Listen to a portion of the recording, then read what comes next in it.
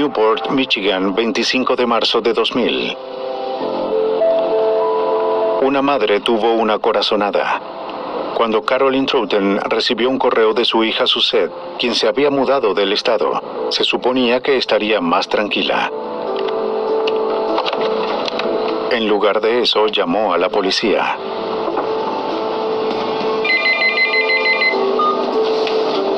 Operaciones tácticas, ¿puedo ayudarle? El operador de la policía de Kansas la contactó con la unidad de personas desaparecidas. Oficial, La señora Troughton explicó que Suzette se mudó a Kansas a fin de trabajar para un hombre llamado John Robinson. Suzette empacó sus maletas y llevó sus perros. Y No te prometió preocupes. que escribiría o llamaría. Claro que lo haré. Pero Carolyn no oyó de su hija en semanas, hasta que recibió un correo que no parecía de Suzette. Cuida a los perros. Está bien. Regresaré pronto. El detective Greg Wilson de la policía de Kansas dirigió el caso. La experiencia le decía que era común que los jóvenes perdieran contacto con sus familiares cuando se mudaban de casa. Pero en el caso de Suzette parecía una excepción. Suzette solía contactar a su madre por teléfono o por correo al menos 2 o 3 veces al día. Pero cuando se mudó a Kansas, de inmediato dejó de comunicarse. Eso preocupó a la madre de Suzette, ya que dijo que en el caso de su hija nunca había ocurrido que no hablara con su madre al menos 2 o 3 veces al día. En Kansas. Cuando se marchó, la estudiante de enfermería estaba emocionada por la oportunidad de cuidar del anciano padre de Robinson. La policía se preocupó cuando supo el nombre de su jefe. Los investigadores de Overland Park conocían a John Robinson, ya que se enfrentaron a él en los años 80 y sabían que era un criminal. En los 80, Robinson estuvo relacionado en varios casos de jóvenes desaparecidas, pero no fue acusado de ningún crimen relacionado con su desaparición. Los investigadores de la policía de Overland Park decidieron reunir toda la información que pudieran sobre Suzette antes de confrontar a Robinson. Fueron a la última dirección de ella, un motel. Hola, detective Hola. Bobby Hummel de la policía de Overland Park. Mi compañero Greg Wilson. La empleada reconoció a Suzette ya que tenía 2 perros, lo que no era permitido. Tenía 2 perros. Cuando Suzette se enteró de la norma, la empleada dijo que no Se vio más deshizo a de los ellos ya perros. que no los vi después. La empleada dijo que Robinson pagaba la habitación de Suzette. Abonó los gastos bajo una compañía llamada Specialty Publications. Aquí lo tiene, señor Robinson. Gracias. Suzette se quedó en el hotel por 16 días y dejó la habitación el 1 de marzo, casi 3 semanas antes. Si recuerda algo más, me La gustaría que me empleada llamara. entregó la cinta de seguridad Gracias. de ese día, Gracias. que les dio a los investigadores una foto reciente de Robinson. Luego hablaron con la señora de limpieza, quien recordó que Suzette ocupó la habitación 216. El 1 de marzo. ¿Puede Sí. describirlo? Ella recordó que el día en que la joven se marchó, un hombre con la descripción de Robinson había colocado su equipaje en la parte trasera de una camioneta. La mujer incluso describió el auto y las ¿Ella lo maletas. anunció o alguien lo hizo por ella? Sí. El motel fue el último lugar donde Suzette Troughton fue vista, pero se encontraba afuera de la jurisdicción de Overland Park. Los investigadores pidieron la ayuda del Departamento de Policía de Lenexa, Kansas, en este desconcertante caso. Greg, hola. El detective Wilson se reunió con Rick Roth de la policía de Lenexa y le informó de lo averiguado en el motel. Wilson también le dijo al oficial que no era la primera vez que oían de John Robinson. Teníamos información sobre el historial de John Robinson y algunos detalles sobre la desaparición de las jóvenes en los años 80 que concordaban con la desaparición de Suzette. En los casos anteriores de mujeres desaparecidas no se halló suficiente evidencia para probar las sospechas, y Robinson resultó ser un hombre difícil de investigar. Lo que no funcionó en los años 80 fue ir y hablar con Robinson de inmediato, ya que así él supo que la policía lo estaba investigando y que estaban buscando enérgicamente a las jóvenes desaparecidas. Supongo que todos La se policía conocen. cree que esto le dio tiempo a Robinson de cubrir sus Vamos a rastros. empezar. El sargento Rick Roth quería hablar con los detectives retirados que trabajaron en los casos anteriores. Quizás sirva de algo. Vamos a intentarlo. Los trajimos e interrogamos. Teníamos sus informes policiales, queríamos escudriñar a fondo y obtener sus puntos de vista, lo que acertaron en sus investigaciones, lo que no, sus corazonadas, esas opiniones que no estaban en los informes policiales. Mientras más averiguaba sobre Robinson, el detective Roth temía que se le agotaba el tiempo. Pongámoslo a prueba. Creo que Dave... Si esperaba hallar viva a Suzette Ruten, ¿Con vida? De acuerdo, bien, muchas gracias. los detectives procedieron a buscar las pertenencias desaparecidas de Suzette.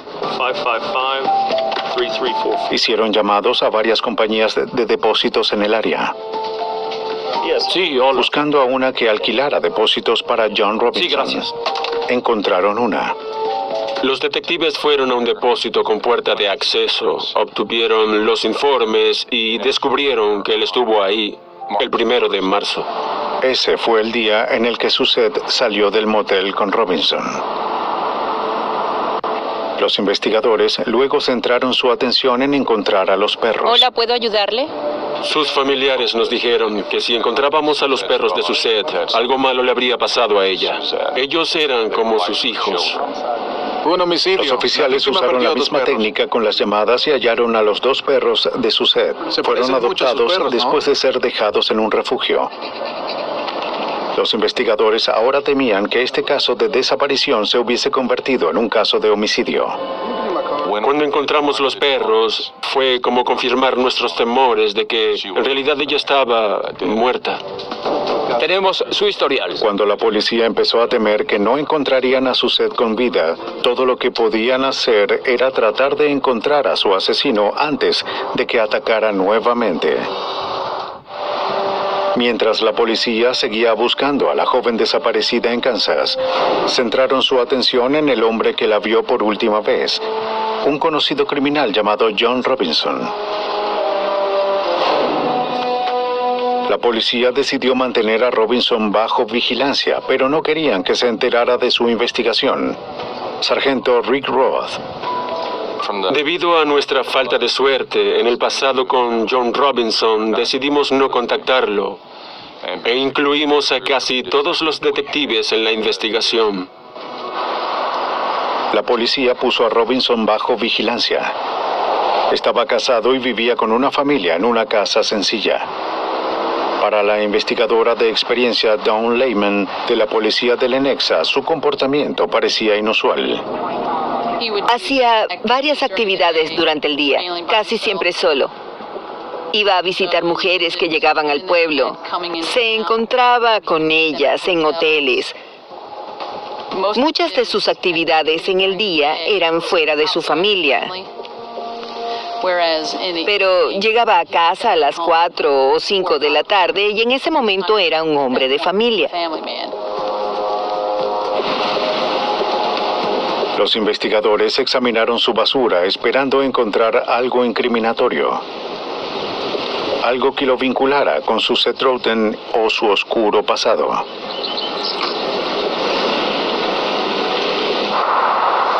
Además de su vivienda, Robinson también tenía una pequeña granja con varias casas. La detective Lehman fotografió el área. Justo al lado de la residencia había un pequeño establo y al lado del establo había algo que parecía chatarra, como cortadoras de césped, barriles, cosas así. Era como un área descuidada. Como cortadoras de césped, barriles, cosas así. Era como un área descuidada.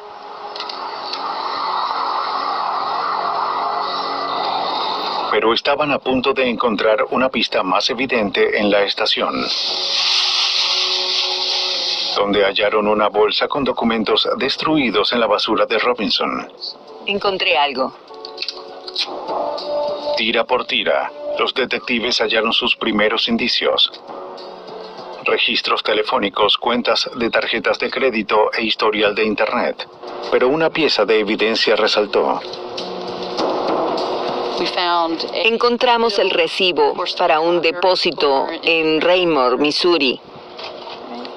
Cuando los investigadores fueron a hablar con la compañía, pudieron averiguar que, de hecho, John Robinson tenía un casillero en el mismo lugar, pero estaba registrado a nombre de una de las otras víctimas.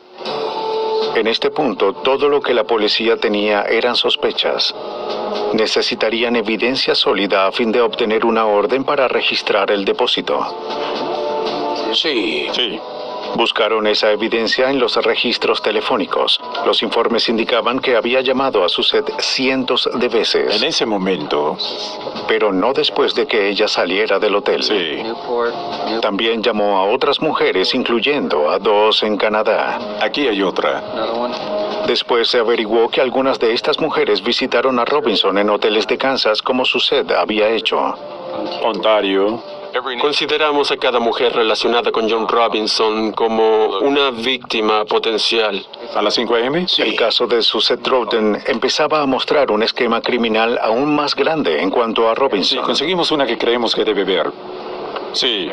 No teníamos idea de cuál era su papel en todo este asunto. No sabíamos si había cómplices en la desaparición de Suzette. No teníamos idea de cuál era su papel y no podíamos contactarlas ya que no queríamos que John Robinson supiera que lo investigábamos. Como la policía no quería que Robinson se enterara de la investigación, pidieron la ayuda de la madre de Suzette en Newport, Michigan. Encontramos a sus perros. Fue Robinson. Se los voy a Ella mostrar. aceptó ayudarlos a reunir información sobre él al grabar sus conversaciones telefónicas. Podemos monitorear las llamadas. Usaremos... Ella seguiría llamándolo para pedirle información sobre su hija, Haremos arresto. esperando que él mismo se incriminara.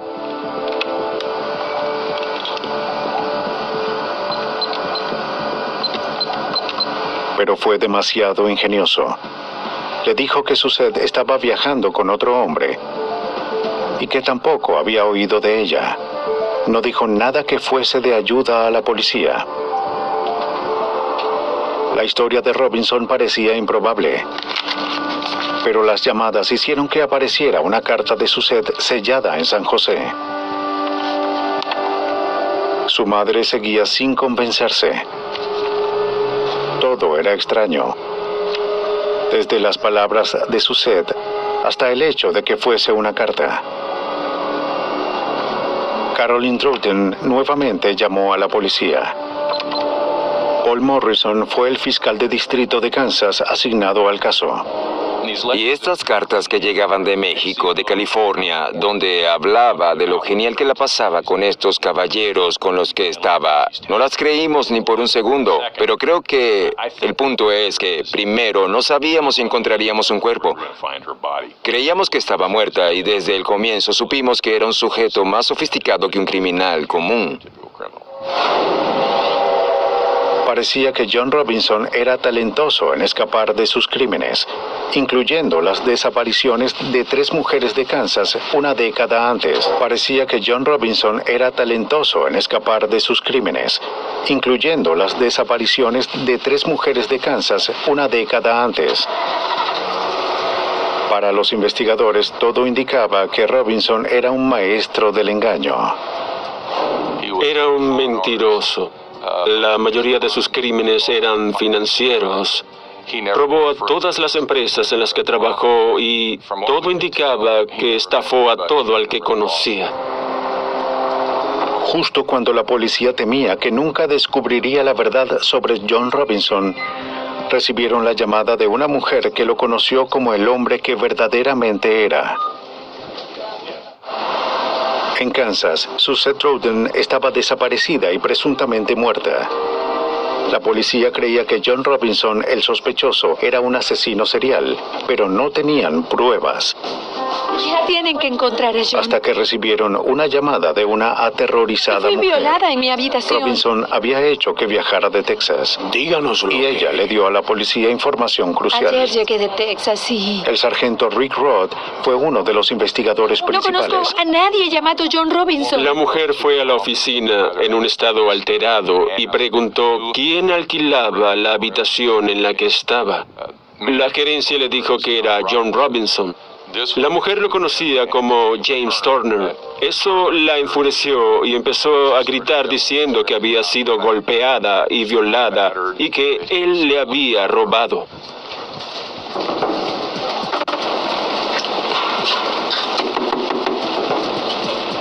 Con la declaración de la víctima, la policía al fin tenía lo que necesitaba para confrontar a Robinson en persona. Policía del Lenexa, queremos hablar con usted. Cuando llegaron, estaba solo en casa.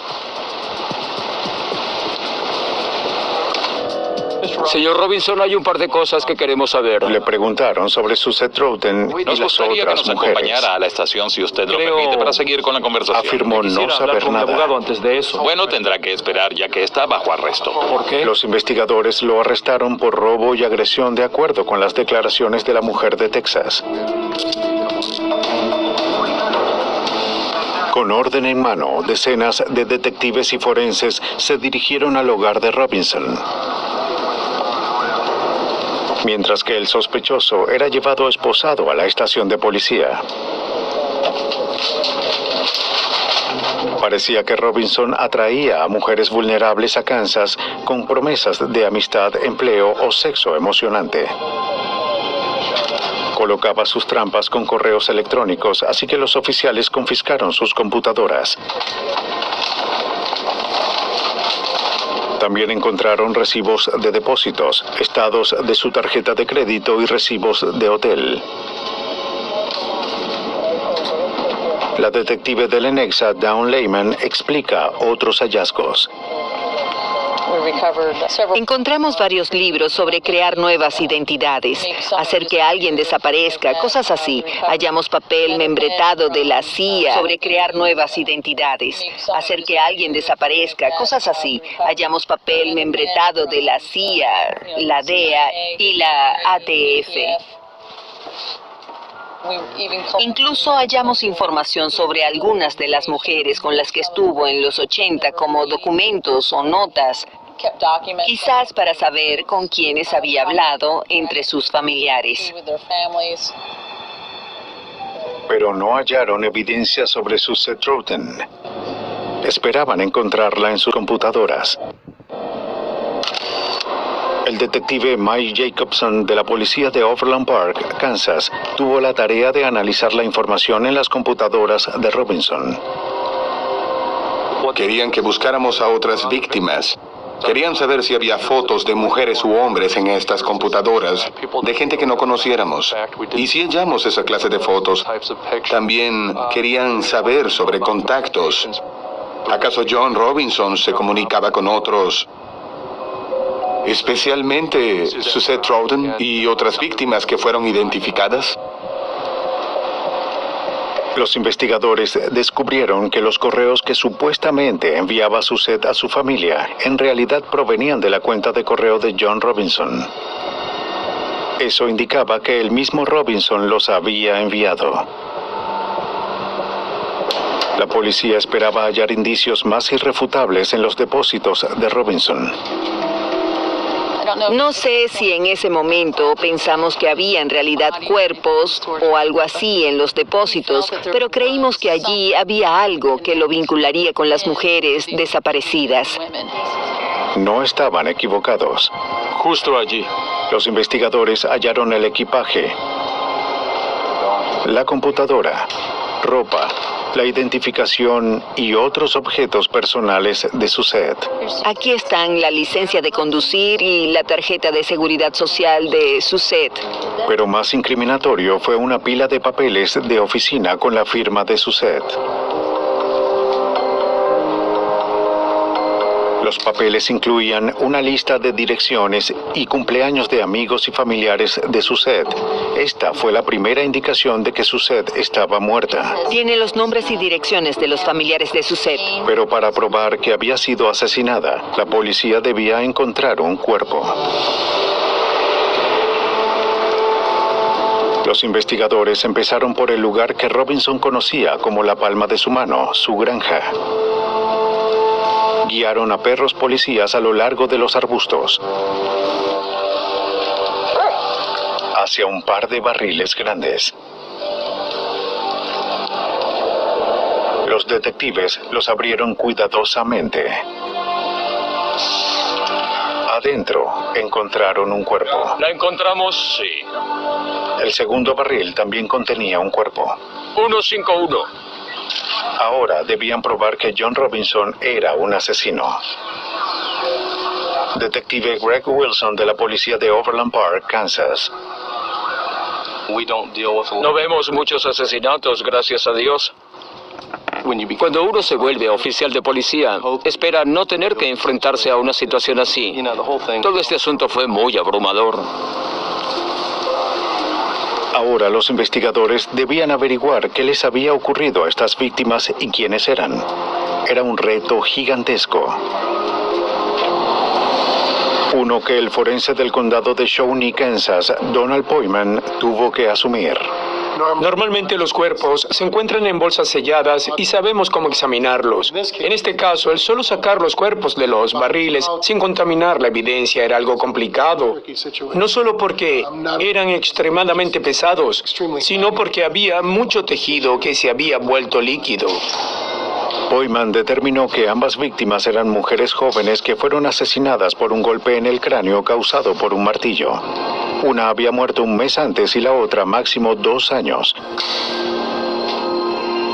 Cuando supo que los cuerpos fueron descubiertos, Robinson pidió hablar con su abogado. Señor Robinson, los investigadores acataron su petición, pero no sin antes mostrarle toda la evidencia que reunieron en su contra. Solo quiero que observe. La evidencia incluía fotos de las víctimas, mapas y archivos de vigilancia. Los investigadores creían que al fin había llegado el turno de Robinson de esperar. Después de meses de investigar al presunto asesino en serie John Robinson, las autoridades en Kansas finalmente lo tenían en custodia. En la cárcel local, él y su abogado trataban de probar su inocencia. Sí, soy John. Fui arrestado por agresión sexual y... Hasta ahora, los únicos cargos en su contra eran agresión y robo a la mujer en Texas. Mujeres, de verdad necesito que hablemos. Pero después de hallar 2 cuerpos en su propiedad, el sargento Rick Roth estaba resuelto a no detenerse hasta llevar a este presunto asesino a sangre fría ante la justicia. Robinson se había escapado una vez. Esta ocasión no lo haría de nuevo. Este fue un caso enorme, el más importante que hubo en Lenexa en cuanto a oficiales y tiempo. Por 2 meses y medio, todos nuestros detectives trabajaron en él. La cantidad de detectives que estuvieron en el caso aumentó a un total de 35. Era una gran cantidad de oficiales. Mujeres, los investigadores centraron su atención en la evidencia. Aparentemente, lo primero era identificar a las víctimas encontradas en la granja de Robinson. Se pidió al doctor Daniel Winter, odontólogo forense, que ayudara con la identificación. En el caso de Suzette Troughton, su dentista nos entregó su historial médico y sus rayos X. Obtuve los rayos X y el historial y tomé fotografías. Si Winter hallaba que ambos rayos X coincidían, podía decir con seguridad que los investigadores encontraron el cuerpo de Suzette Troughton. Vimos empastes idénticos en los rayos X ante-mortem y post-mortem. Esto fue suficiente para realizar una identificación positiva. Los registros dentales mostraron que una de las víctimas era Suzette Troughton. Los investigadores también identificaron a la otra víctima como una mujer que estaba desaparecida. Luego centraron sus esfuerzos en vincular a Robinson con el asesinato de Suzette. Empezaron examinando las cartas que la madre de Suzette recibió. La verdad sería revelada en el laboratorio. En la estación de policía de Kansas City, el criminalista Frank Booth extrajo ADN del cuerpo de Suzette. Esperaba compararlo con el material celular encontrado en los sobres que Suzette supuestamente envió a su familia. Quería averiguar quién había enviado esas cartas en realidad. Si puedo detectar algo debajo de la solapa del sobre, así sabré que encontré muestras de saliva. Además, busqué rastros de células epiteliales en el recubrimiento de la boca. Estas células tienen una apariencia muy distintiva y también contienen el ADN que puede identificar a quien lamió el sobre. No era de Suzette Roden. El ADN en los sobres coincidía con una muestra de John Robinson. Él pudo haber enviado las cartas para desviar las sospechas sobre la muerte de Suzette. Robinson estaba conectado con la víctima a nivel molecular. Se hallaron cabellos y fibras en el depósito de Robinson que coincidían con los de Suzette. Y una huella en la licencia de conducir de Suzette era de Robinson.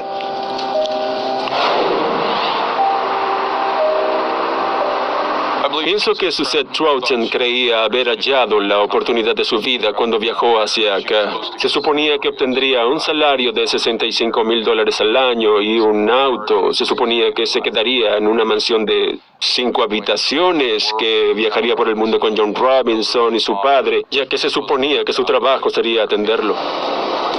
Ella no se lo esperaba. Tampoco había dudas. John Robinson asesinó a Suzette Roden y a varias otras mujeres.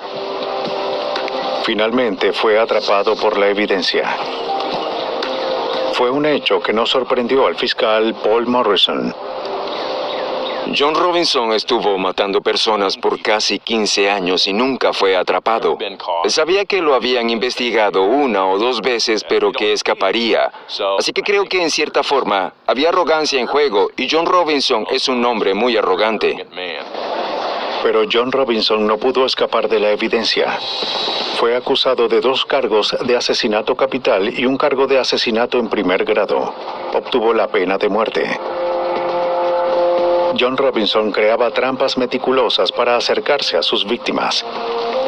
Pero al final, estar tan cerca de ellas le hizo imposible escapar.